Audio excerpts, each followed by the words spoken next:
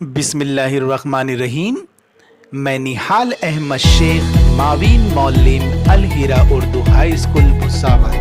عزیز طلبہ، آج ہم سائنس فرسٹ کا چھٹا چیپٹر انحراف نور ریفریکشن آف لائٹ کا آغاز کریں گے.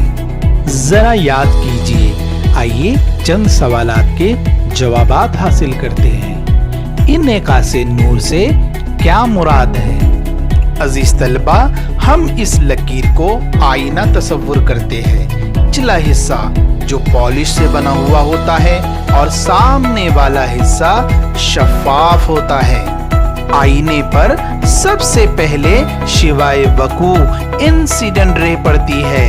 ہم تعریف سمجھتے ہیں کسی سطح پر ٹکرانے والی نور کی شعاعوں کو شعاع وقوع انسیڈنٹ رے کہتے ہیں. درمیان میں ایک خط نظر آ رہا ہے. اس خط کو عمود نارمل کہا جاتا ہے. اس کا لفظی معنی بھی سیدھا اور ستون ہوتا ہے. آئیے تعریف کو سمجھتے ہیں. کسی سطح کے نقطۂ وقوع پر 90 درجے کا زاویہ بنانے والے خط کو عمود نارمل کہتے ہیں.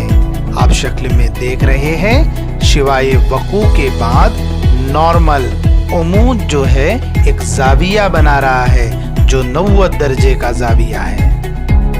عزیز طلبہ، شعاع وقوع اور عمود کے درمیان بننے والے زاویے کو زاویہ وقوع اینگل آف انسیڈنس کہتے ہیں. آپ تصویر میں دیکھ رہے ہیں عمود اور شعاع وقوع کے درمیان زاویہ وقوع بن رہا ہے. ساتھ ہی کسی سطح کے نقطۂ وقوع سے پلٹنے والی نور کی شعاعوں کو شعاع منعکسہ کہتے ہیں. ریفریکٹر رے کہا جاتا ہے.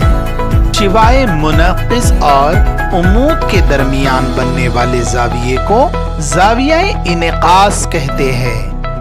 آئیے انعکاس نور کی تعریف کی طرف بڑھتے ہیں. انعکاس نور ریفلیکشن آف لائٹ. جب روشنی کسی جسم کی سطح سے ٹکراتی ہے تو عام طور پر مختلف سمتوں میں لوٹ جاتی ہے. اس مظہر کو انعکاس نور کہتے ہیں. عزیز طلبہ، اس شکل کے ذریعے ہم انعکاس نور کے قوانین لا آف ریفلیکشن بھی سمجھتے ہیں. پہلا قانون آپ شکل میں دیکھ رہے ہیں.